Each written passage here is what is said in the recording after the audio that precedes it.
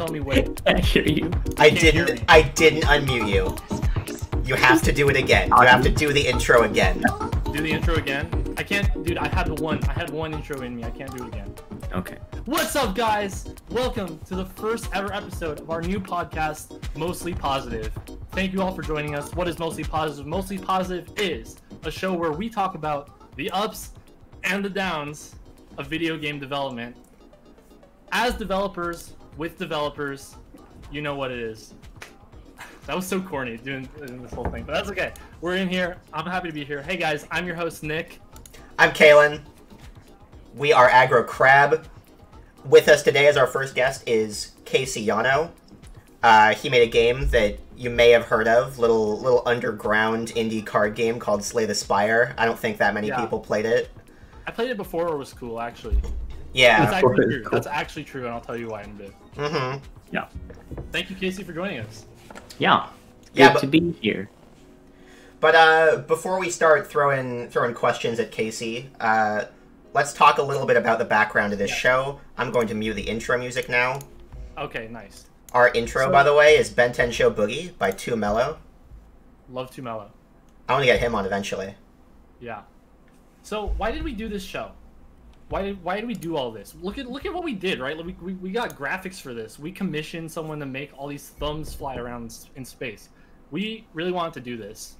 And for me, the reason why is because I just feel like there is no zeitgeist right now in the game development scene.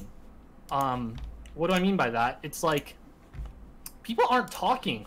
People aren't collaborating and communicating and sharing their stories. And obviously part of that is because of the ongoing COVID-19 situation. That's probably most of it. Turn Nick up a little bit. I'll just yell. How about that? No, how about I turn you up a little bit? How about I do what they said? Okay. You can just keep talking. Don't even worry your head about it. Okay. So the zeitgeist, yeah. Maybe this is okay, I'll just speak for myself here, but I just don't really hear perspectives from people like Casey. And I don't know if that's because we're in COVID or if people like Casey are in their little hidey hole just on their throne of video game stardom and they don't need to interact with the plebs anymore. Oh, they can see me tweaking your audio. That's a nightmare. It's okay. Is everything I'm saying coming across though? Are they hearing the rant? Yeah, they're just saying I'm way too loud. So I'm gonna turn myself down. Look, if you're hearing the rant, that's all you need to hear, because now we have a show. Now we get to talk to these folks about their experiences, about themselves and their not just struggles, but their successes too, and just their feelings about making these games that we all love to play. That's why I wanted to start this. And yeah, here we go. Hopefully it goes well. I don't know. It's a Twitch stream. It might be a little bit scuffed. There's chat up on screen. You guys could ruin it. Please don't. But yeah, let's just keep it casual, you know? Do you call people plebs just now? I wasn't paying attention. I did call people plebs. I call ourselves plebs, so I think that makes it okay. Gotcha. But I don't think Max appreciated it. Why did you do this show, Kalen? I mean, yeah, basically to elaborate a little bit, I think a lot of game sort of podcast content is either just a bunch of influencers talking about, like, how they feel about games news. And when there is interview content, I think it's really focused on, like, game design and, like, production. Nerd shit. Nerd shit, yeah, and which is all good in, like, certain contexts. But, like, what we want to do is make a show by devs, about devs, where we treat each other as people first and as, creators second. So there will be some questions about games, but we're going to try to stay away from nitty-gritty design questions. We will be peeking at chat to maybe answer questions, but, if you ask why, what the next character for Slay the Spire is, you're gonna be banned. Oh, man. Yeah, we got Lulu in chat, just sniping heads. But yeah, don't be afraid. Don't be afraid. Don't be afraid, Casey. Because the reason why you're our first guest is because you're our friend. And we wanted... It's true, we're friends. Yes. We wanted a softball for the first one. I just called you a softball. And I just think it'll be, a bit easier all around. So how about for our first question, how did we become friends? How do we become friends? It's a pretty loaded question. Is that a loaded question? Quite a bit ago, right? I feel like it's just a question with a real answer. Yeah. I think we met quite a bit ago when we were both up and coming indies at a few of the Shadow Indies events, that's right? Why it's loaded, because that's not when we became friends. But go ahead. That's true. That's when we met. Yeah. What was that event? I don't remember. They're all like, all the events around them were kind of similar, right? It was like, maybe you can show off your game at this event, sponsored by Seattle Indies, which is great, by the way. Testing the games out and stuff at those events. I'm trying to remember what that event was called. Is that the Intel Power of Play? There was an Intel one. Yeah, Intel one? There's Intel Power of Play. Yeah, where a bunch of folks. Yeah, they were like, whoever wins gets like funding and stuff. And there was like seeing like what is like viable, and then we didn't get any mention whatsoever, right? Yeah. You didn't win. We didn't win. I think there was a game with like bubbles or something that won. Was it? Oh, Tiny Bubbles. Yeah. Okay, well, shout out Stu if you're watching. Tiny Bubbles. That game's goated. That's like a puzzle game for your phone where like it actually has soap physics, and this guy's grandpa like invented the calculus behind these soap physics. And it's actually a really clever game. So shout out to him. It seemed pretty good, yeah. But you had brought a build of Slay the Spire to this. I think so. I mean, there were a few events, but I think at this event for sure as well. At the one where we met. And how far along was that?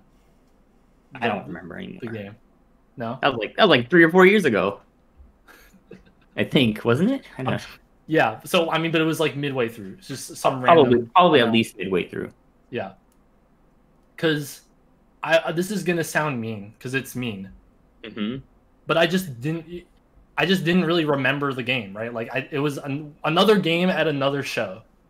Because I'm not going around and playing everyone's game at everyone's show, like talking about every time for that project. Right. No one has time for that. Devs, if you're doing that, it's like that's why you're burning out at these conventions, because you're just talking to people too much. But yeah. The first time I remember actually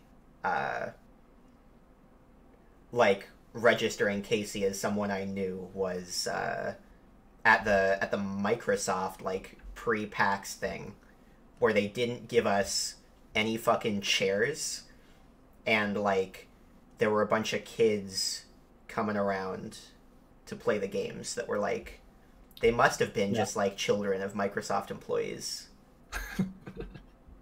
Which is really the target demographic. Right. At least for ours. I was actually like so mad that we didn't get chairs. That's like the main thing I remember about that event, is that we had to stand the whole time. Yeah. Oh my goodness. I don't remember that event at all. They all just blur together, right? Unless I'm absolutely tripping balls and you weren't even there. I actually don't think Casey was... I don't remember him at that one. Dead ass? Why do I remember... Okay. Point is... But it was in Bellevue. It was somewhere in Bellevue. Point is, that was just a random time where we ran into you. You were just another dev working on another game. We ran into each other several times in those kind of events. Like Seattle Indies. So that was kind of like... Party. We sort of knew each other existed for a good while before we became friends, is all I was trying to say. And then, where we actually hung out was at GEC. But this was after Slay the Spire was like a big hit game. We just like got dinner. Yeah, we got dinner. Started to forget when we met. I remember. We live in the same city, and we flew to San Francisco, and we paid like, $600 or whatever to hang out with our friends who live in our city. That pre-DBS? Yeah. Wow. That was pre-everything. We didn't... Because now we... Well, okay. I know you know this one. We had an office together last year. We were like cohabitants of an office, right? Don't gaslight me here, right? He didn't even react. Casey's like, nah. Don't. That And we're ain't gonna me. again. So sometime between then and now, we actually decided, hey, we're gonna be friends and peers in the game development world and outside of it. So, but okay, let's actually go back because we're on this too long. But like somewhere between that first time we met and freaking the second time we met at GDC, Slay the Spire blew up. It came out and like did a thing, and it was very crazy. So what happened? What exactly happened there? I mean, a lot of small things happened, I guess, to put it simply. There was like streamers, and then it got big, and then I think the instant there was like a little bit of traction from local streamers in China first, it became in the top selling charts in China, and then if you're in the top selling charts at any point, I think after release, you kind of get a lot of kind of like front page coverage on Steam, and it kind of becomes like a tipping point. So I think that's kind of like how games go from like doing pretty good to like extremely well overnight. And that was like a very clear trend because the numbers just like it's exponential, right? But that's and then just it just like kind of coasts. but that's for a bit. also I think that's also like the chicken and the egg though, right? Because if you're on the top sellers, then you're a top seller already. Yeah, it's kind of weird. There's a correlation there. I mean, that's kind of how it is with a lot of, I think, do you things think that get popular, right? They kind of have to pass a tipping point, and then it hits like this like midstream and mainstream sort of wide appeal, I guess. If that makes sense. Okay, and then but to get to that point, it was streamers. I mean, there were streamers, and there were also content creators. I think mostly some streamers that knew each other, kind of chain reaction of like streamer thinks it's cool, tells other streamer friend, and then like vice versa, it just keeps on going. So you're not reaching out to these people, right? These are like people in China. They're figuring it out organically. I see. I think we did send out a bunch of keys through Keymailer when we first started, about 200 keys, and then we kind of, when we saw good traction on it, we raised that to like 2,000. Like pretty much anybody who was on that platform who had more than 100 followers got like a free Slay the Spire key. And you think that actually made a dent? Like that started the snowball? I think so. We also cold called some streamers. I think we got 0 responses. Yes. And then they played like 3 months later or whatever, but like at the time it was just like nothing. Right. And then I think what you're implying here is that there's this word of mouth that's happening once these streamers start to enjoy it, right? Because your game's just good and it just stands on its own. That's not quite what I'm saying. That's exactly what you're saying. Is that exactly what I mean, it's not what I said. But... This whole like interview is going to be us like trying to get Casey to like admit one positive thing about his creation. Yeah, it's just... I think like every single time. I mean, the reason trying to like extract wisdom from Casey is like trying to like chip away at a steel vault or something. Like I'll be like, "Hey Casey, I think the character design is really interesting. Like, can you tell me anything about that?" And he's just like, "Yeah, we just did whatever. Like, it's fine, I guess." You just you can't get him to admit that like any thought went into. He's full of wisdom, I'm sure. He just won't tell me. We're starting the interview on what is the wisdom? What is the wisdom? No, yeah. Sorry, I'm not gonna yell what is the wisdom at you. I think the point is there's no silver bullet, you know? There's a bunch of small things that get added, and then the more you make games and fuck up the design, the more you realize what is or isn't working. And then having tools to analyze what is or isn't working is important. And I don't know, you just gotta keep doing it. Like Slay the Spire is not our first game. It's like it was like game number 4 or 5. What? Wait, I thought it's the first Mega Crate game. But like Amazon. Anthony and I made games in college for Flash and iPhone and stuff. And I made a handful of prototypes before that. Yo, that's wild. That makes me feel so And then I better. fucking failed and I went and got a job. And then I learned about like software in like the big fucking industry, and then I quit because I just felt like it, and I made a game. That's how it works. It's not like I just randomly made a game. I swear you just randomly made a game. I feel so much better that you had failures along the way. That's like okay, everything. You just find out that That Yeah, Slay the Spire wasn't the first game? Yeah, because you You never never tell told us me. anything, Casey. That's why we're talking Oh, to you okay. in an interview Well, I apologize. format. Of course, we didn't know because you haven't told us. Jesus. I feel like I explained it in a handful of random interviews in my life. We're not watching those. This is brand And new. I don't watch them either, so I don't care. I'm not offended. This is wait. the interview that matters. No, that's okay. I think subscriber sounds are on. I'm gonna try to turn that off while you talk. Oh, thank you for everyone who's subscribing. Drop a Twitch Prime if you haven't. Is it on? No, I muted it, so I don't know. I appreciate you. We're gonna leave you on stream, but I am going to turn off the sounds. If I can figure out how to do that, because I am a boomer. So, okay, wait, can I go ahead or you need to? Go, just go for it. I'll screw around in the meantime. Okay. Nothing's So- stopping you. It seems like, okay, there was this series of, you're working with Anthony for a long time. You've known him for a while. And then you go from putting out games, This is them the test. just kind of doing okay or not crazy good. Oh, we subscribed to ourselves, nice. And then you work at Amazon. You sell your soul to Big Bezos. Big Bezos. Big Bezos. Back in the day, he was medium-sized Bezos. Was he medium-sized Bezos? Certainly, Depends on your perception. certainly We're getting less off Big track. Bezos. Yeah. Okay, medium Bezos. And then what makes you decide like, hey, I'm good on this. I think even though I've had this much amount of success with games, I think now we can do it again. Sorry. Wait, success? Wait, sorry, what was that last part?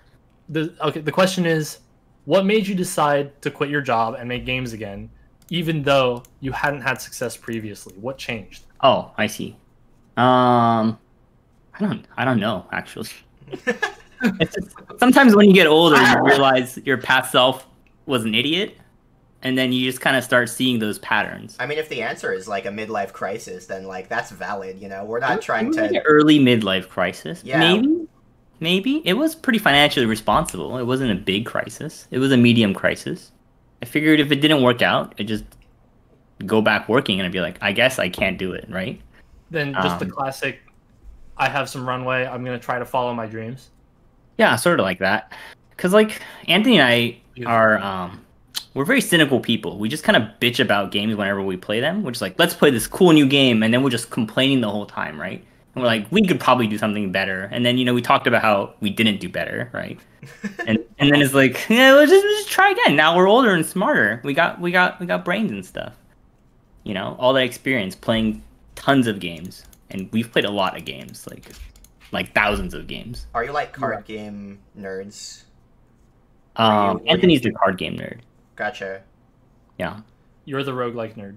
I mean, I like fighting games, and I'm much more competitive, I think, especially with more like action type games. So I play a lot of shooters, racers. But Anthony and I tend to play like online co-op games. Like we're like let's play like a fun, friendly game, and then we just kind of like chill and talk about stuff usually. We don't do that. We don't do it like we did recently, Kalen. We did like research. Yeah. We don't. We're not really caught up on like games that have come out recently. Like the only games we really play with designer's eye are like games that we deem like very relevant to what we want to make. Very relevant. So That relevant makes we a lot can't more even sense. tell you what they are. Yeah. You should always research. You should like play a game for a specific reason. Like you're like, oh, like I want to figure out how the camera system works in this one game because when I think about good cameras, I think about this game. So you like maybe revisit a game sometimes too, just to like take a look at exactly how it works.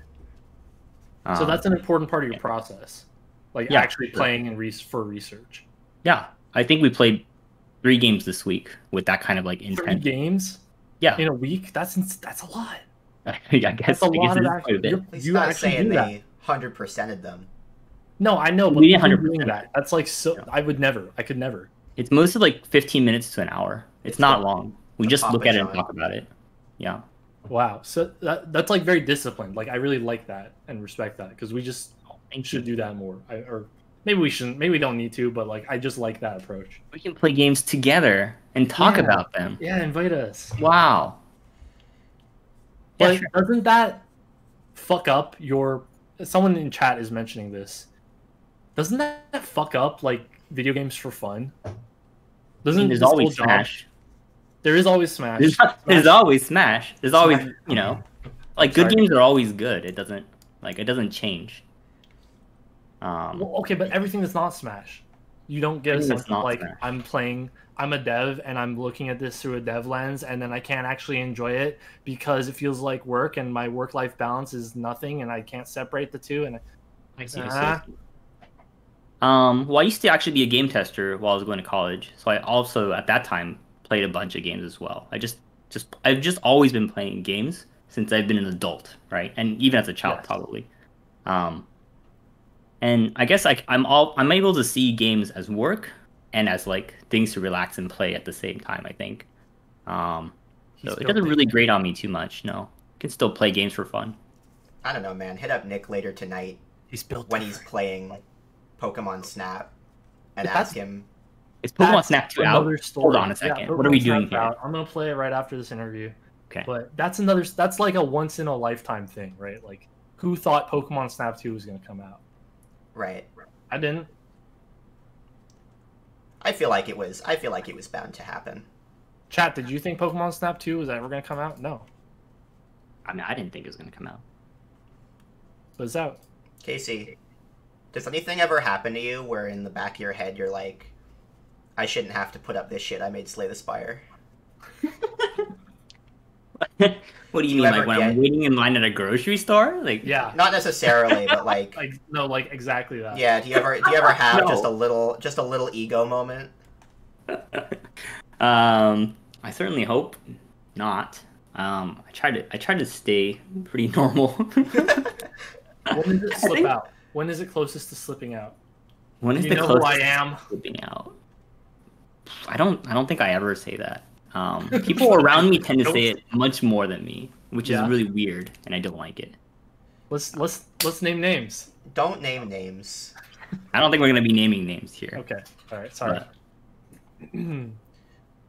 But the name is probably just Nick. I'm nobody. Yeah. Nick, you're not a nobody. If I Look am at your somebody, hair; it's great. then no, don't do this. Don't do this. Okay. If I, in like, a couple IGF awards, BAFTA, maybe I'll start being that guy. Oh boy. I'm not saying it's out of the question, but like for now, I'm humble. So let's appreciate that. But let's talk about you, Casey. I follow up to that question, right? Like, okay, this is a real ass question. What's it like, just like being on the other side of the mountain? Because we have this narrative collectively as developers of like just success and being the indie darling and making the hit game, and like there's the people. Agrok one up, Agrok one up, Agrok one up. Maybe they're not. Maybe like we're kind of more like, oh, we want to be sustainable. We want to just be able to keep making our games. We don't have to blow up, or we're likely not to. So how do we plan around that? But ultimately, you've got this narrative cooking since Indie Game the movie happened and all this shit. What does it feel like? Is that a thing for you? Is that something you acknowledge? And then two, like, what other motivations do you have now that you're there? Oh, I see. Galen, why are you making all these faces? Because the subscription sound's still on. Friggin' Aaron just interrupted you with text to speech. Yeah, guys, don't text to speech. We're stupid. We don't know how it works. I don't know we don't what's know how to happening, stop it.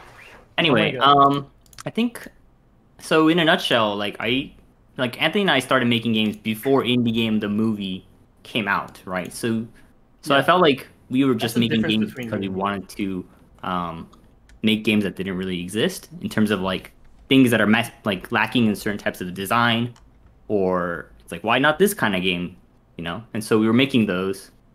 And back in the day, there were a lot of opportunities. You can be like, this genre literally just doesn't exist on this platform, right? Yeah. And sometimes people would just make that genre and make enough cash to be like, maybe we can make another game.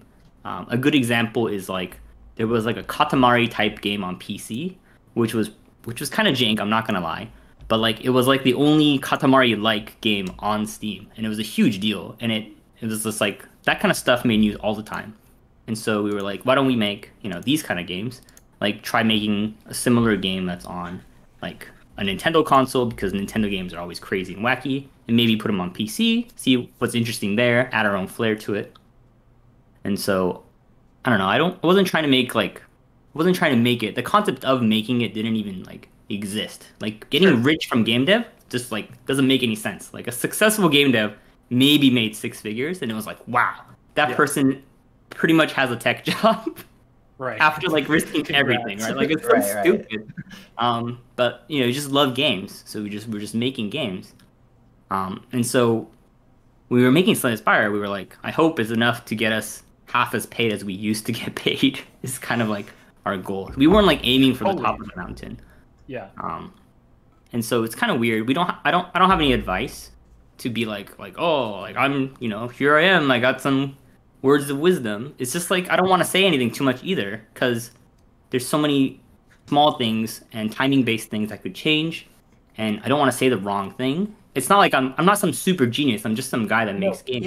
No. I mean, our angle here is definitely less like give us advice for how to be successful. We're saying like where you're at now, like what's the vibe? Like what's your temperature? What's it like over there? What's the weather up there? What's the like? We're definitely. I'm very anti, you know, bringing people on the show to try to be like, what's your secret?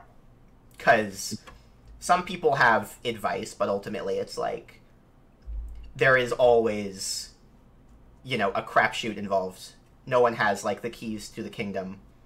So like, I wanna know who you are now. Who I am now. I'm pretty much the same. I still work on games. I like experimenting and seeing, you know, what kind of technologies affect gameplay and stuff like that. I think I'm a little bit more interested in how other people are also making games these days than before. Because game dev is very confusing now. I think there's a lot more expectations, and if you don't meet those, especially technological expectations, there's a lot of assumptions about how difficult or easy it is to make a game. And if you fail on one or two fronts, people will grill you on it, right? Like why would a game like this lag? Or like why would a game not look perfect like Picasso did it, right? And it's just like, I don't understand. It must be a Flash game. Or like we get those kind of comments all the time on Slay the Spire. Back in the day, if a game was just like animated with like Flash-like graphics, like nobody gave a shit. And today, if you make a game like that, like they'll just, you know, they're gonna look at it as an amateur product sometimes, and it can be pretty tough to overcome that, I think.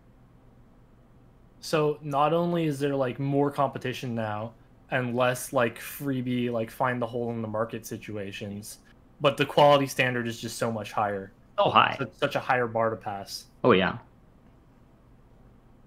Amogus doesn't count, chat. Amogus doesn't count. I know Amogus is in chat. you guys we'll talk about you guys at some point. Yeah, I mean, social phenomenon. Game, what are you doing? They are the looking ass. Oh my god. There are always exceptions, of course. There's always exceptions. There's always exceptions. But my whole thing is like, okay, we talk about like how it's luck, right?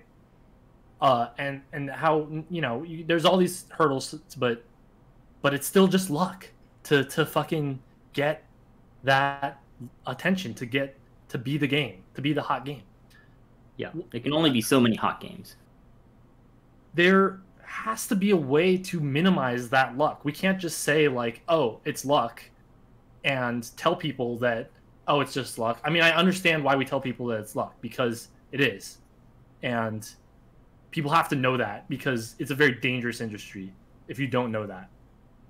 But once you're in it anyway, because you're going to be in it, you're not going to listen, and you're going to be an indie dev, like, how do you minimize the luck involved? How do you minimize the luck? Cover your ass. The way to minimize the luck is just, I mean, there's multiple ways. Market is probably the biggest one. Like, you just don't make games in a saturated market. Like that's just you just have more competition, right? You minimize luck by having a higher chance of rolling, right? Yeah. And in certain markets, you're gonna have a higher chance. So you just find what's missing and you make it. You don't just make, Pokemon MMO, right? You're not gonna just go out there and be like, I've never made a game and I'm just gonna compete with like all throwing shade MMOs at and Temtem. Pokemon. Like that's not gonna work. Okay. Is it? Probably. Oh, can you mute? Yeah, I feel that.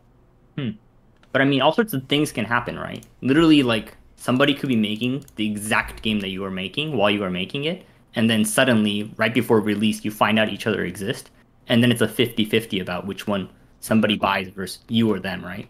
Mm-hmm. Like that's like true luck. Like it's uncontrollable. Right. Yeah. Or sometimes, Hades. or sometimes you develop a game inspired by Hades, and then they announce your launch date after you've already locked yours in. Yeah, sometimes that happens. Sometimes, well, okay, I shouldn't say some of these things. No, go ahead. Got some dangerous stories. No, go for it. But That's what let's we're just say sometimes before you release, someone might steal your ideas and try to release them before you. Not that I'm pointing any fingers. Right. But, you know, things like that happen sometimes. You don't need to throw shade, because, like, you won anyway, so. We need air horns. Oh, yeah. Every podcast has air horns, and this would be the time to use it. Oh, yeah, you need a soundboard. We do need a soundboard. We do need a soundboard. We need sounds in general. We'll get around to it. We gotta... we got some things to improve before next time. That is a question... Well, go ahead. I was just going to say exactly what you're going to say, but you've been talking more, so I'm going to say it. Yeah. That is a question on our list, which is like, how do you feel about like Slay the Spire copycats? Do you get steamed at them? No, not at all. No pun intended. You just said you do.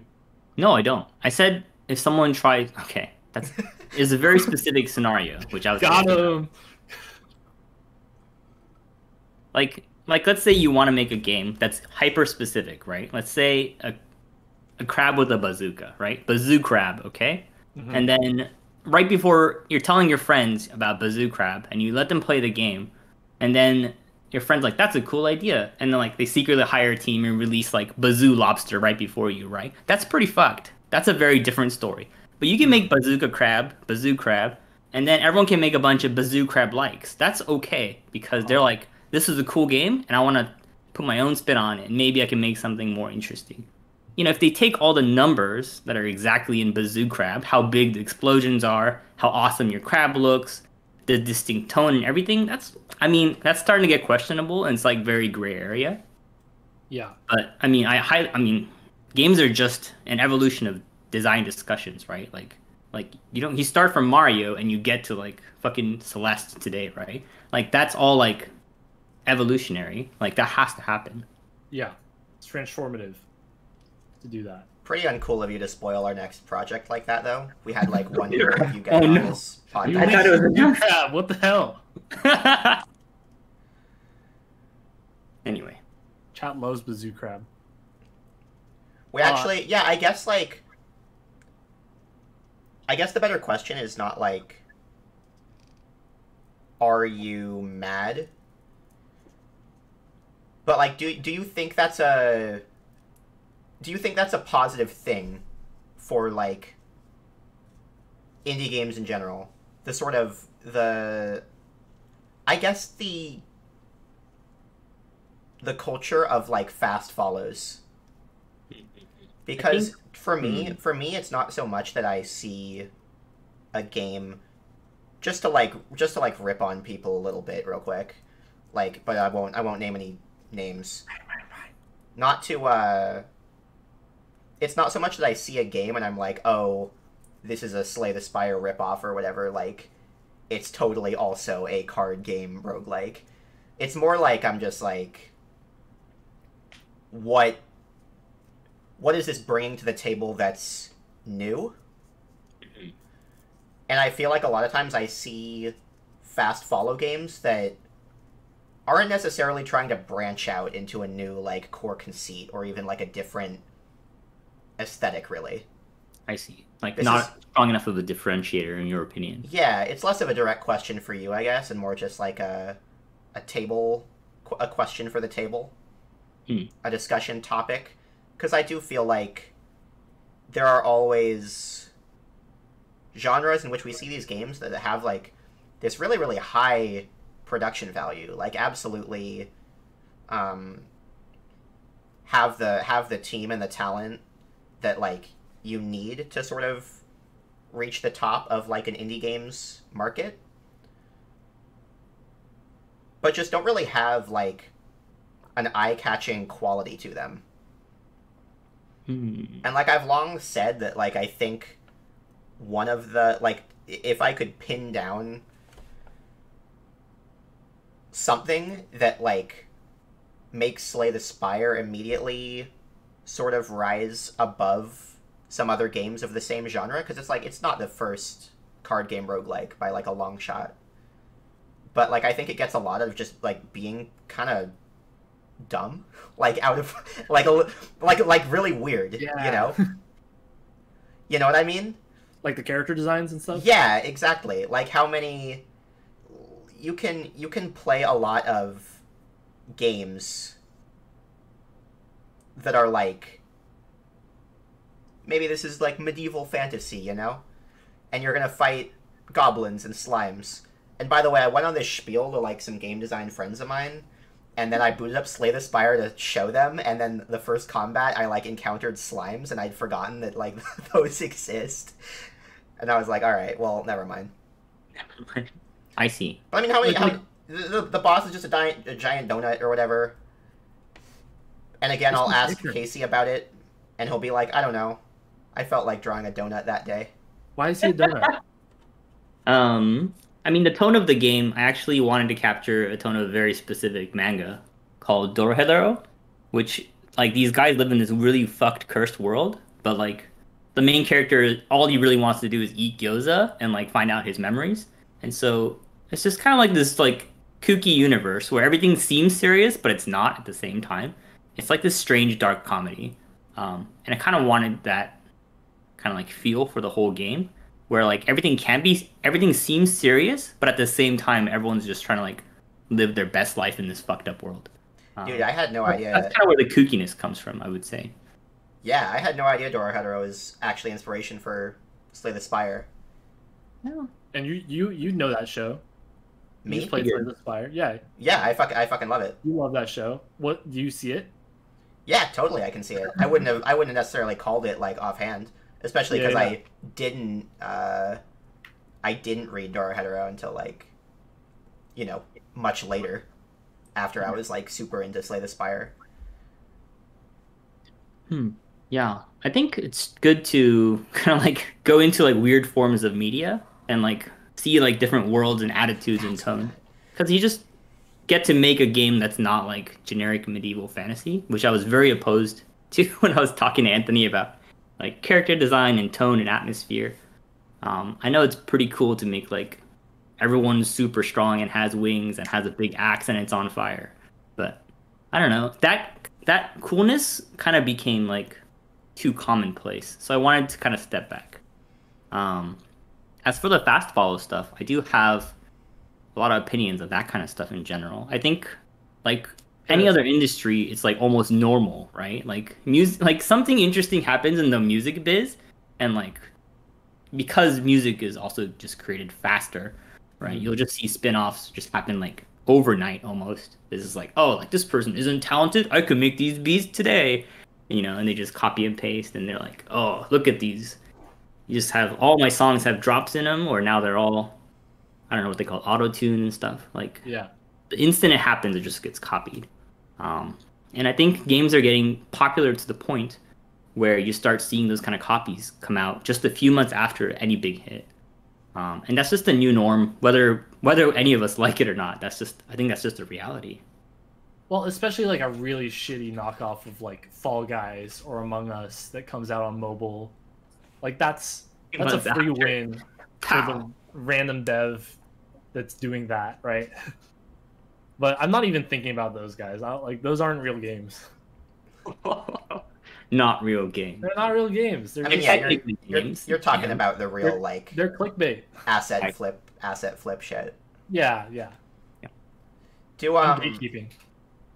I mean, yeah, that's something you said reminded me of like something I really like talking about, which is how like I feel like game devs should be. I feel like something important for game devs is to be inspired by things besides other games. Like, obviously everyone's inspired by games. You're gonna see, elements of games you love in what you create. But when that's like your entire repertoire of like creative influence, I think it really shows. I 100% agree. So I having know exactly what you're talking about. having something, even if your inspiration is, I'm not even talking like highfalutin, like go travel the world, although that's rad, Yeah. Even if your inspiration is like, some specific manga or something, even if it's also like some nerd shit, I think just like learning what inspires you, like aesthetically and like emotionally, spiritually, outside of the context of like the same thing you're actually trying to create, I think is like mad important. Yeah, I agree. I think it also shows when you add those elements to your game, right? You can kind of see that there's a deep appreciation for these other things in the game. Totally. When it's not just like, hey, look, there's a big purple mushroom, and if you eat it, you die, right? It's just like, if somebody really liked mushrooms, they would be like, oh, like this mushroom does this very specific thing that's like unusual. Like, oh, a real mushroom does that too, and you can just have that in the game. I'm here for a mushroom gatekeeping. Yeah. Mushroom gatekeeping. We're always jumping on mushrooms in games. What is that all about? That's true. That's crazy. There's a lot of mushroom cruelty. Step on no mushroom. I'm not a mushroom stepper, okay? Dude, If I you eat think a Mario mushroom in real life, you'll just have like a insanity episode. Yeah, you just have delirious hallucinations. Unless it's grown in a certain type of soil, and you boil out the water and throw it out 3 times. Really? Not that I would know. Have you? Okay, and not that you know, Not that I would know. because that would be illegal, right? That would be weird. Oh, just weird. I have this question on our sheet. That's Miyamoto famously turns to his other hobbies for game development. When are you gonna do this with mushroom foraging? So I think you already answered. I see. Yeah, I mean, I think the fidelity, I feel like a game where you walk around somewhere and like pay very close attention to the environment to look for clues as to where something is very interesting. But I don't know if the fidelity is there yet, I guess. like I think it'd be Grant. really interesting to be like magnifying glass, and look at stuff, but I think that's just Pokemon Snap 2. maybe it is Pokemon Snap 2. That sounds awesome. I want to play Pokemon Snap 2. I'd be so down for a mushroom foraging game. Shout out Leave Oma. I don't know if that's how it's pronounced, but it's a mushroom foraging game that is straight up? very artistically, poignant. Oh, that rolls. Question in chat: top 5 mushrooms. Let's Top just get 5 into it. mushrooms. Yeah. Um, This is where the real content begins. You want to do like a little Cheers tier for me, list? Like S tier. S tier. Is it like, are we ordering it by flavor or like general usefulness? Because like, It's like your personal preference. Like Yeah, it if doesn't you have had to. to pick mushrooms to exist. Doesn't have to be think that's the purely in order. food. You're just like, um, I'm ranking these.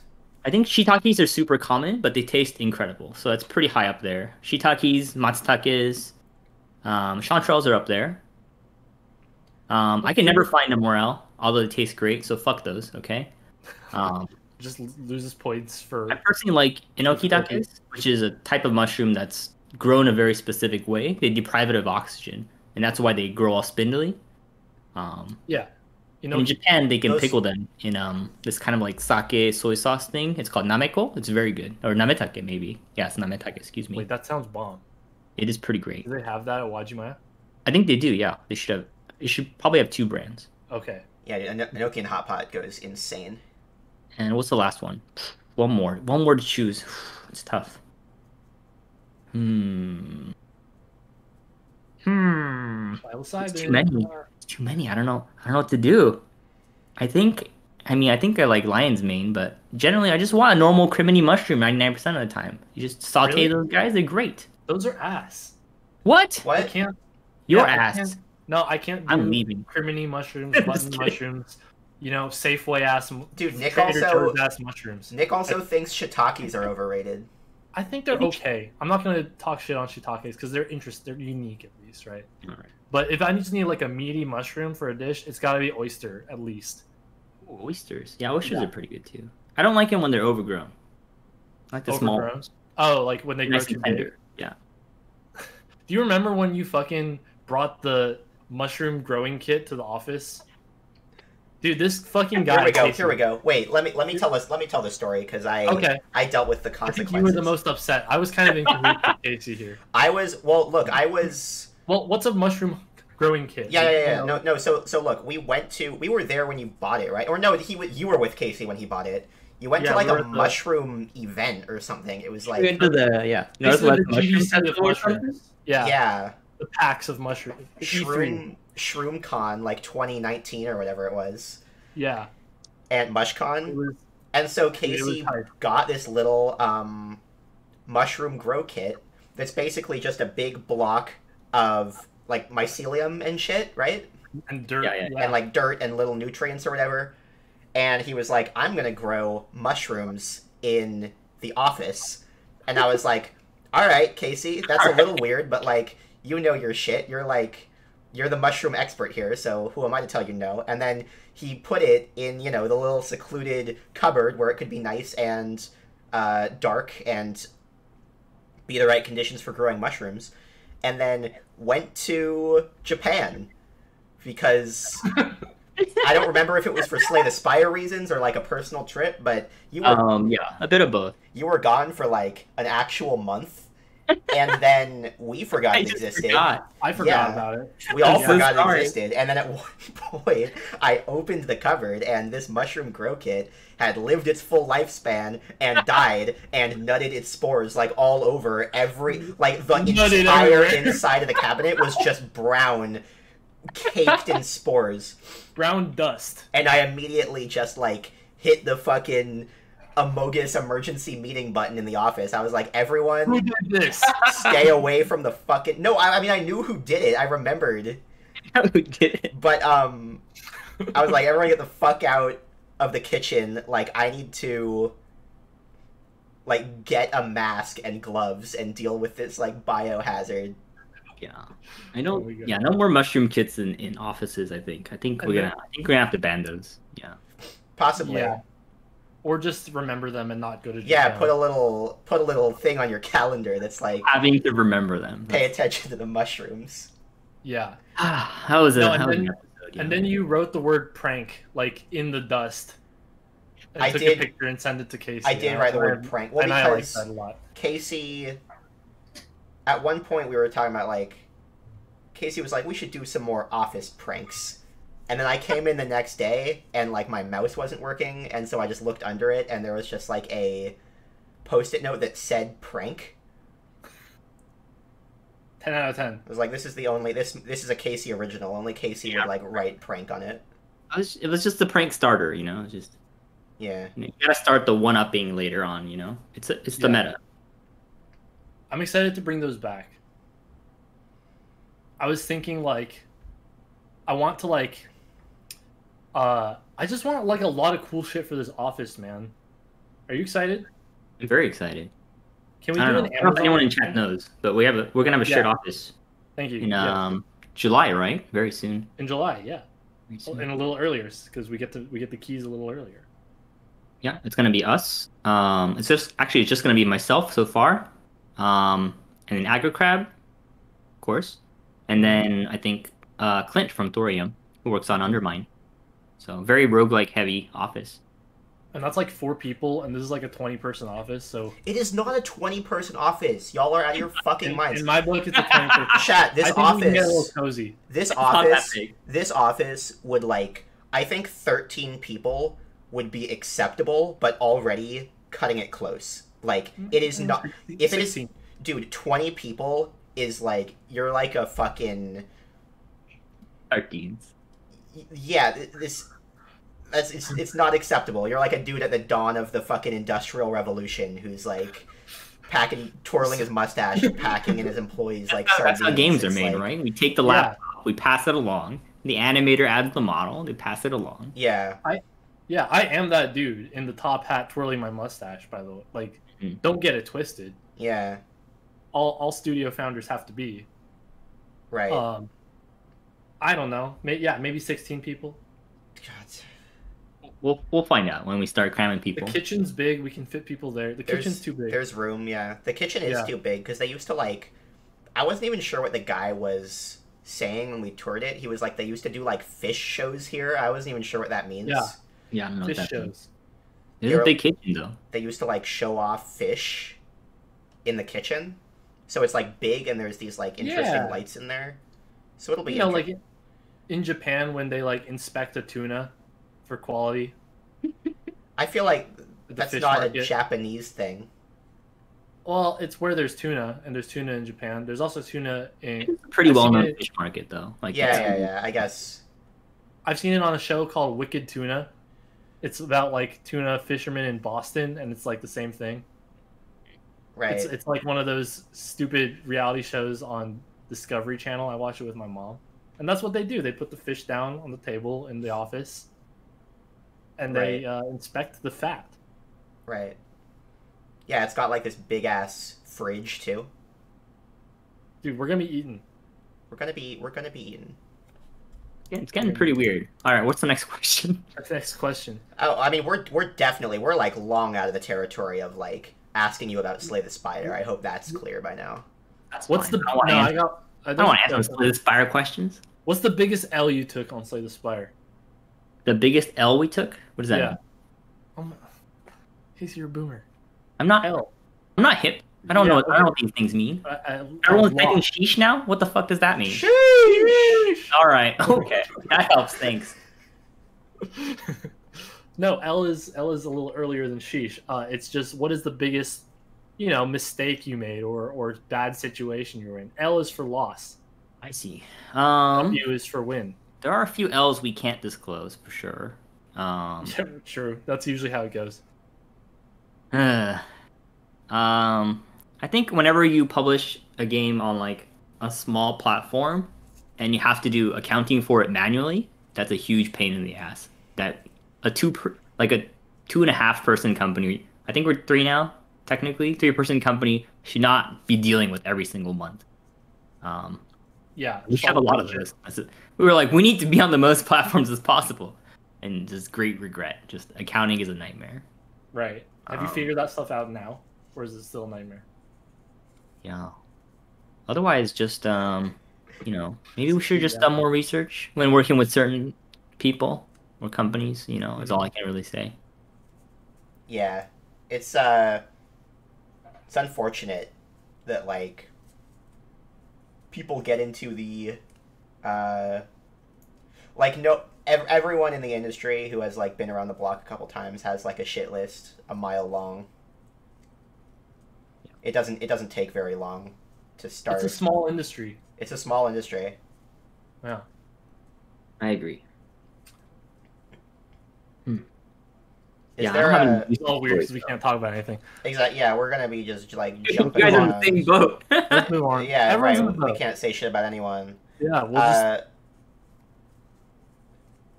This guy just asked if they're done with adding content to Slay the Spire. I warned you, bro. You're getting timed out. Time him out. Does anyone have a real question in chat? Before we move on to the lightning round. Wait. How long do I time him out for? You timed him out for a minute or 10 minutes. That's a long time. It didn't even give me an option. I'll untime him out. No, you can set a number. Oh, I know, but I just clicked the button. Look, it's too late now. He's free. We are the boomers. He's free. Dinker Dog is free. You've been warned, brother. Oh yeah, I mean, here's a good closer question. Like, and you're not gonna give me a real answer. I know that, but just like do your best. What's next? What's your next move, man? What's my next move? Yeah, what are your long-term goals? Those are 2 different questions, actually. I think that's like literally the question that Casey told us not to ask when we So I'm asked him gonna if there was ask. anything we shouldn't ask. He was like, just He's don't already ask me asked. something generic and Already asked, dumb, it's fine. like what's your next project. But it's We're such a working big on it. question. We're working on some projects. Okay, yeah, people We want to have know. some Slay the Spire stuff, and we have some not Slay the Spire stuff, and we're expanding a little bit. And hopefully soon we'll be able to talk more about, like, we might need to hire some people. So we might need, when we need to, we'll make an announcement. You know, I'm not just gonna be like, don't worry guys, just DM me on Twitter. Don't do that. Wow, Not you're do just that. putting us on blast like that? Yeah. So I don't know. Nothing ultra specific at this time, but supposedly soon. But we got to do some more tests to make sure they work well. We're very much like get the gray box working, get the prototype working, make sure the playtest is good, and then we just kind of like ramp way fast to add content. And so until we're in that kind of state, we can't really review anything because we might just throw it all away. It's a very real possibility. So. Mm-hmm. Look, Kevin, you're welcome to come on this show and like fly off the chain and implicate yourself. We have absolutely no problem with that. Kevin. We gotta maintain like some air of professionalism. It's like our show. You can get on and be fucking out of pocket. We're not gonna stop you. Yeah. So don't you can't do that to me, to you. So Casey, what it sounds like is long term you're staying in games. You want to make games. You love making games. I love the game. Yeah. OG game dev, I think. I feel like an OG game. I've made games before. It was cool. You're an OG game dev. Yeah, you're our OG. Our OG is relative term. And you aren't burnt out by it. Stands for original gamer. I like making games. Making games is, and you work hard. You like grinding. yeah, I don't know. It's relaxing to make games. And I also burn out by relaxing too much sometimes. But you're built different. I just like making games. I'm gonna keep making games. And if I stop, I'll just say, hey guys, I stopped making games. That's what I'll say. That's beautiful. And you're expanding. And you're growing. You want to grow the studio. I do. What's not your like ideal rapidly. I think team a size? common mistake is to grow like super fast. I want to grow like very slow. Mm-hmm. Also, I might not be able to work with people well. I'm a pretty opinionated person. It could be a bit thorny. We'll see what happens. You seem like the easiest human to work with. I hope so. Dude, compared to Nick, are you fucking kidding me? Yeah, I mean seriously. We're pulling it off. Like You guys were with a bunch of people. I don't know how you do it. Yeah, and we had to hire a bunch of people. Like we hired 2, and they're great. But we're gonna have to hire like 4 more of this in the next like 6 months. It's a little spoiler. That's great. So we don't have the luxury. It's gonna be a shit show. Good Hopefully job. we come out the other side. But yeah, I would say you're on the right track. Grow slowly. Because why not? You're not in a rush. Yeah. We'll see how it goes. See how it goes. So if we're ready to move on to our closing segment, what we're gonna do, Casey, is that we're gonna have you read some negative reviews of Slay the Spire, and we're just gonna give you a chance to respond to them, and then let it inspire conversation for our last segment. You don't have to like clap back. This isn't like some. This is celebrities read mean tweets. It's not though, because that segment's hella cringe. Well, we're doing it. That would just be We're doing our Casey take being on it. like, your mom isn't replayable. Like, Oh! yeah, like that. That's kind of fire though. All right. I mean, Casey doing that would be really funny because he's Casey, but All right, in context. All right, let's run the gimmick. Let's do it. Let me get this shit set up. Here's the real test. Let's see if my crap works live on air. Mm-hmm. We prepared for this. We prepared. I'm loading it up.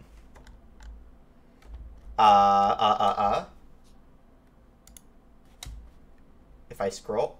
Oh, there it is. There it is. Oh, fuck. It's too big. Hold on. Oh.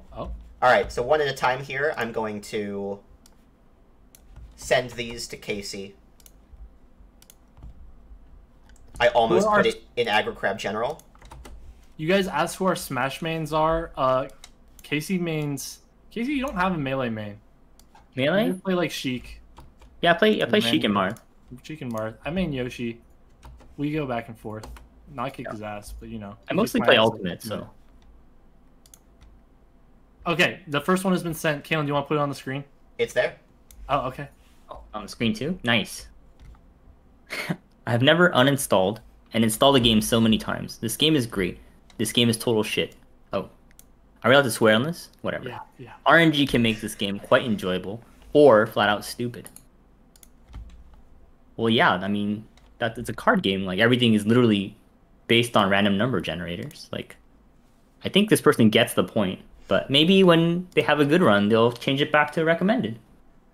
Well, like, I wouldn't keep your hopes up because, yeah, like Dinkerdog says in chat, a common theme you're about to see with these reviews is just, like, the comically high number of hours these people actually have in Slay the Spire. Not only that, like, what we haven't included here is, like, in Steam now, like, that's the number of hours they currently have, but, like, if you click into the review on Steam, you can see how many hours they had when they left the review. Oh, and so, there's one that I'm going to point out that's hilarious coming up that I remember specifically, but a lot of these are, like, they left the review after, like, 8 or 12 hours, and then left a negative review, and then played for, like, hundreds more. Shit's bananas. This guy's tsundere about Slay the Spire is a card game. Like, sometimes you just get kind of shafted. It's not an action game where, like, if you play perfectly, you'll just win no matter what. Like, it's just a different genre. Like, I don't know what the expectation is. I feel like for a card game, we have one of the lowest in terms of, like, randomization. We just have more options for players to do stuff. Every single time you finish a combat, you can choose. I don't know. Maybe I'm missing something. But if this person's upset, it's fine, you know? My personal biggest beef, I don't think I've seen any negative reviews because of this specifically, but early on in testing Going Under, we got this feedback all the time. And it was like, why do so many of the skill descriptions not say explicitly what they do? And that one, that's the only feedback on Going Under that made me, like, actually molded. Because, like, if you've ever played, like, The Binding of Isaac, they don't tell you anything. They're like, they're just like, figure it out. They're like, figure it out. Like, you're supposed to experiment. Like, where'd that spirit go, you cowards? That spirit is gone. That's gone. I know. I think there's, like, huge pros and cons for having app descriptions on items. And, like, one is, like, discoverability through, like, experimentation. And, like, if you have that kind of drive to, like, try things, like, it's fun to not say exactly what something does, because you can try it and it's great. And if you tell exactly what something does, then someone who just wants to win or figure out kind of, like, the components of it. So they're both good and bad. And so I wouldn't explicitly write one off. No, of course not. I mean, in a game like Slay the Spire, like, I would be very mad if Slay the Spire relics were confusing, because, like, that's a game where each turn you, like, want to know what's going to happen when you play a card. But yeah, I don't know. But then there's things that are allowed to take you off guard in Slay the Spire too, like what an enemy attack does exactly. Yeah. You're not going to know that this enemy puts curses in your deck. There's no, like, preamble to that. Yeah, we have some fun there as well. Yeah, it's just like, what's going to happen? But usually you don't die. That's all that really matters. Yeah, exactly. Souls-likes don't tell you shit. Sometimes they want to be surprised. Yeah. But they won't admit it. Sometimes, yeah, exactly. Next. I'm not tilted by this one, no. Next one. We're not trying to tell you. Too bad. We're not trying to tell you. I had Nick delete one of the meaner ones. Oh, I mean, there's thousands of mean ones. They're more conversation starters than anything. But there's more positive ones. Oh wait, this isn't. Okay, I have to zoom out. It's on. It's on Okay. screen now. It's covering us up entirely, but that's okay. 116 hours. There is no repeat play here. No game any of the different modes. Give us a reason to do run after run. I don't know. I kind of hate extrinsic motivators. Just like the game saying like you can never like totally 100% something, even if you play like 1,000 hours. This person played 216 hours. Yeah.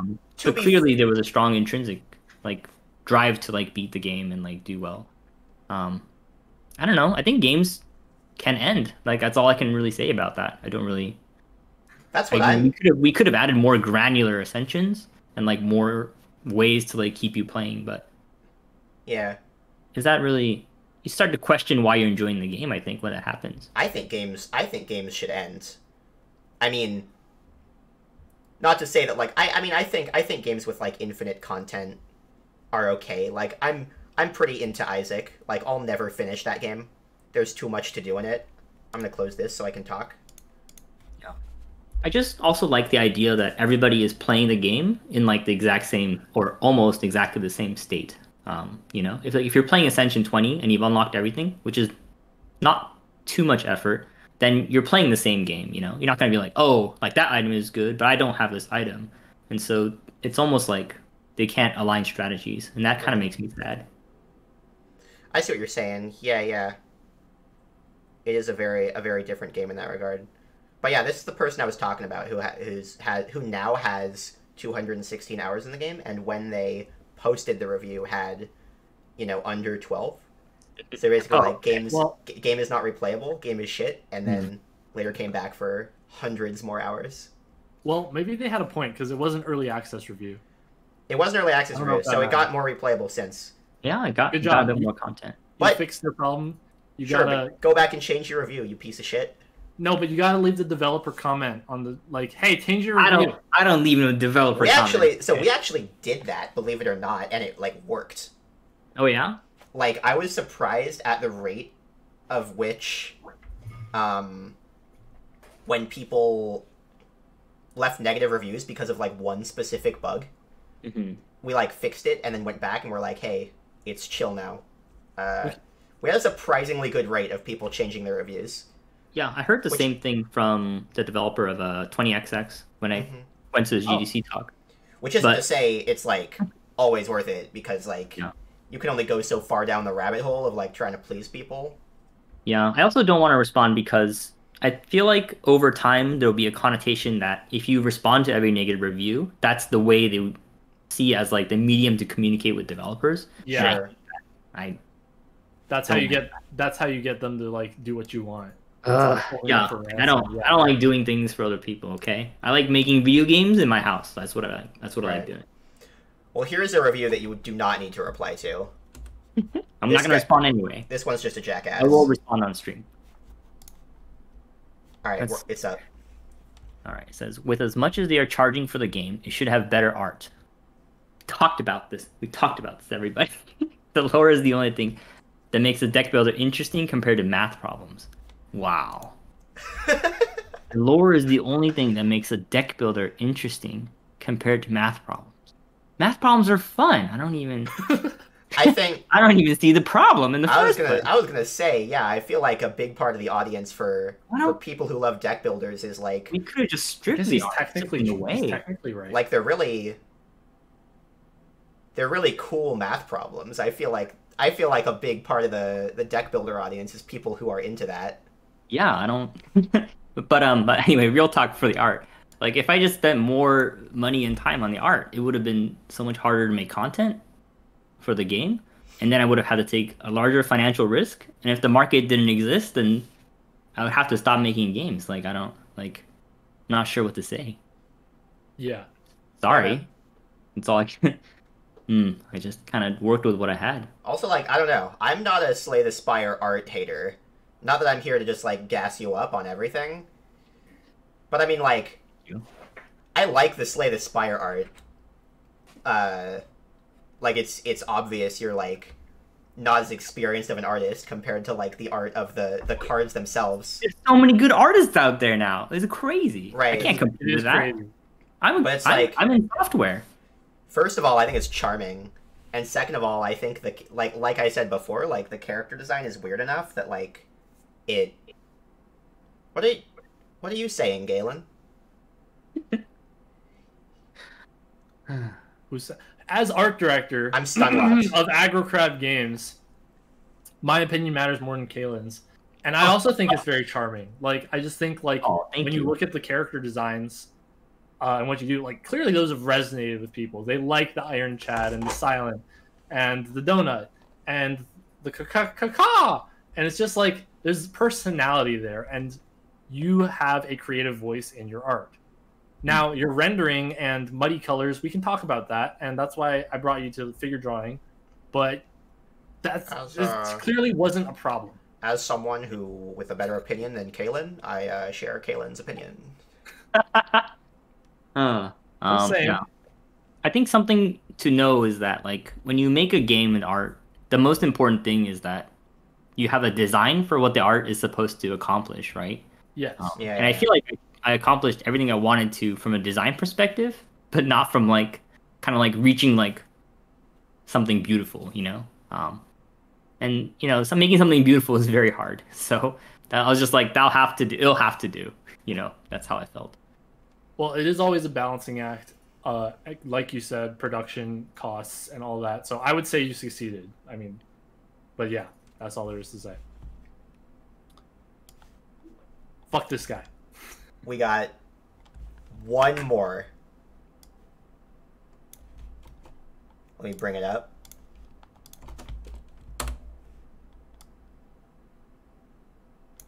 Imagine making a fun game and then putting in time meter. Oh my goodness. Get his ass. How do you feel about the time meter? I think it's really funny when people are time meter is great. I don't understand. I think it's funny when people like I'm not gonna change time meter. Come on. If I change time meter, everyone's gonna be like, well, they changed time meter. Now everyone should complain about everything they don't like forever, every single day. That's not what I want. Sometimes you make a bad, not so good enemy, and then it just stays there forever because you know, if you give in to all the demands, then everything will be terrible forever. That's life. That's life. Also, when I test the game, I also have to fight time meter. Think about that, huh? So what? I know your pain. Yeah, I know I'm not stupid. I played the game several thousands of hours. Someone thinks they played the game a lot. I played a lot more. Okay, that's just fact. It like one streamer, he played more than me probably. I don't know. I think it's pretty funny when it's like this is a game designed to challenge and kill you and make you lose a lot, and then players will reach like a single point where they decide that the game isn't fair. Like it's now hard in a way that is cheap to me. Thus I feel like taken advantage of and I don't feel challenged anymore. And it's like certainly I mean I guess that tipping point like exists for everyone. You know? Yeah. But it is kind of strange. It's very silly. I don't know. All the final bosses in Slay the Spire are like designed to counter a certain kind of deck. And then sometimes they fuck you. Because that's your whole deck. And I mean, you knew what the boss was for 16 floors before you fought the boss. Right. And yeah, technically Time Eater, from a metric standpoint, is actually the weakest boss too. He's very counterable. You have to plan poorly and have like kind of a shitty deck to lose Time Eater. That before or after you nerfed Awakened one and turned him into a little lame-o. I think Awakened one was buffed and then nerfed. Or, I don't know, several times. But yeah. Doesn't matter too much. Doesn't matter now. Doesn't matter too much. One person found this review helpful. One person did find this review helpful. How do you parse information that's specific to the game if you haven't played it? Yeah, they were like, now that I know Time Eater is in this game, I'm not going to play it and find out what Time Eater is. Any enemies with a time theme I don't want to fight. Not in my game. If I read the review and people are really upset about an enemy called the Time Eater, that makes me want to play the game far more. I don't know. To eat time. Right. Delicious time. Speaking of eating time, that just about wraps up our interview. Yeah. That's basically what we got. Yeah. Thank you so much for joining us, Casey. If you have anything left to say for the audience. I don't have too much to say. This has been fun. It's nice talking, not just like bland interview questions. I like this format a lot. I hope. I hope these were. I hope it was unique at all, or just somewhat spicy, because that's what we're trying to do. Yeah, I think so. I almost said some extremely, not good things. We were close. About certain people. That's good. If we almost caught you off guard and made you implicate yourself, that's a very good thing. I almost implicated myself, but I didn't, which is probably good. That means I'm very relaxed. But it's also dangerous. So. For sure. Yeah. All right. We'll get you next time, man. All right. You want to plug anything? Nothing plugged today. You got a merch drop this week. Maybe. Guys, get your. Wait, I thought it already happened. Oh, I got the plush. I forgot. What? We have a plushie now. Yeah, there's a plushie. Yeah, what do you mean maybe? It already dropped. Fangamer.com/Slay the Spire. Yeah. Yeah. Oh, it's there. It's on the front page. You guys got it. Can you bring one to the office? We just have one. Oh yeah, sure. Yeah. Wait, I didn't even look at it yet. Is it the Ironclad? Yeah. Yeah, it's Ironclad. Tight, it's so cute. Oh yeah, there's gonna be maybe another one too. Secrets. Whoa!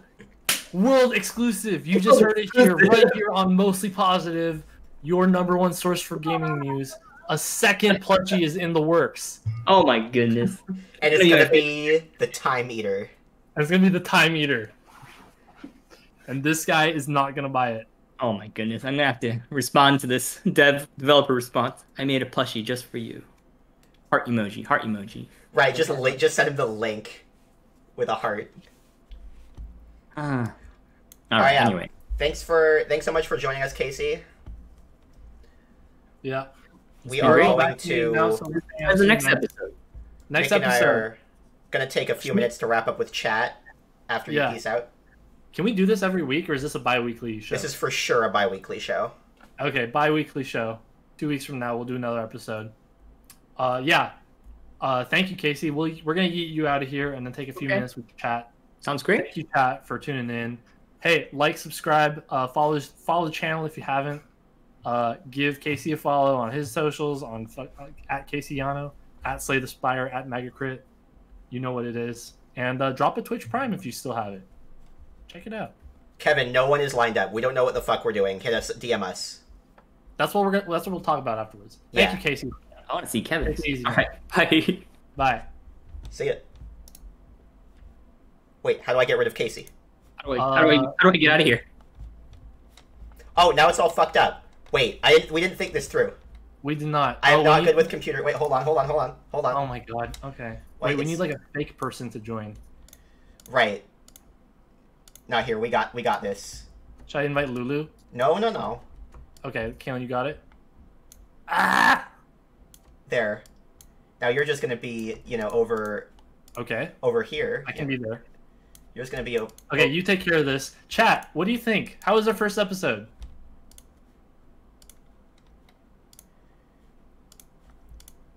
Any thoughts? Yes, Galen, I understand that would have been the correct way to do this. Yeah, okay, sounds like it was pretty good. Sounds like people had fun. That's great. Who should we grab for the next show? I see Among Us hanging out. That'd be a fun episode. I have plenty to ask you guys. I know Clint from The Office would be an easy one. Alex from Backbone. Among Us episode is gonna be like our breakout event, though. We gotta get all our shit together before we do that. Yeah, we need our production on point. We need to be a little more ready. XOK Games, that's a great one. I don't know them, but absolutely, yeah. We don't know Maddie. I've talked to him once. Oh, Crows. That could be the next one, because we just did a thing with them, and I don't actually know them, right? We just did this whole Twitter takeover thing, and I've never met them. No, I know who XOK is. I've just never. We don't know their team personally. Yeah. So we're gonna do probably a few more friends and family of Aggro Crab. Hempuli? Oh, I would love to have Hempuli on. Oh. And you know, we'll have our shit together. We'll branch out from there. See who's around. I wanna the Unbeatable team who just did their Kickstarter. That's wrapping up. For sure. For sure. Team Cherry. Does Team Cherry ever talk to anyone? No, and that's the problem. That's a fucking problem. And they're mysterious. They're so mysterious. At the start of the show, right? Like that, these people who are on the top of the mountain don't come down and rain knowledge upon the plebs. They're just in their ivory tower. Concerned Ape, Toby Fox, I see you guys up there. Say what's up. Just say hi. Just poke your head in sometime. Damn, dude. I got questions. I'm trying to make this work too. Roasting Concerned Ape is a dangerous game. Nick spitting facts? Question mark? Yeah, I'm not gonna ask you when Hollow Knight. I'm not gonna ask you when Silk Song's coming out, man. We can chill. Right. We'll just hang out. Yeah, like. Okay, I probably will. We know it's never coming out. It's fine. Yeah. Concerned Ape talks to people sometimes. Concerned Ape's on online. Co-op, absolutely. Co-op, yes. We'll talk to Salim about production more. Yeah. Yeah, I need to know. All the devs at once. That's a good one. Wolfire Games? Who are they? Anyway, well, at some point we will have a big Twitter thread where everyone just like... What? No, never mind. At some point we will figure out a list. We'll talk to our Discord. We'll talk to Twitter. And we'll figure out some potential people. Yeah, if you guys like the show, yeah, just stick around for next time. And, you know, this is... The other thing is, like, we don't have content right now, right? Like, this is kind of a stopgap until we get to announce our next game, and then it's like content all the way up forever until we launch that game. But for now, we're just like in a dry spell, and we just need to like do some content, or else we'll go crazy at home, working from home, doing coronavirus shit. I don't know. I like talking to you guys. I like being out here. So thank you for letting us have a chance to do that. For sure. FTL people? I think, Nick, did you meet Justin Ma at one point? Briefly, yeah. Yeah. I don't know them, but... We're definitely going to start with, like, people we already have also spoken haven't played to. their games. Because we're just no, invited. I played Into the Breach. I have, though. I can lead it. Yeah. We should probably play people's games. Yeah, probably. Yeah, like, that's the least. Also, you should play Into the Breach. I don't know, Nick doesn't have the patience. No, I did. Nick doesn't have the patience for Into the Breach. I liked Into the Breach. I didn't play FTL. Oh, sure. I liked Into the Breach. Okay. I'm just fucking roasting you. Riot? I don't know if we're going AAA yet. We are not speaking to Riot Games. Lulu says the format needs some tweaking. All right, we'll figure it out, Lulu. We'll discuss. Let's peace out. Thanks for joining, everyone. I'm gonna play Pokemon Snap. Yay! Follow us, tell your friends, join the Discord. See you next time. Yeah. Thank you guys. Later.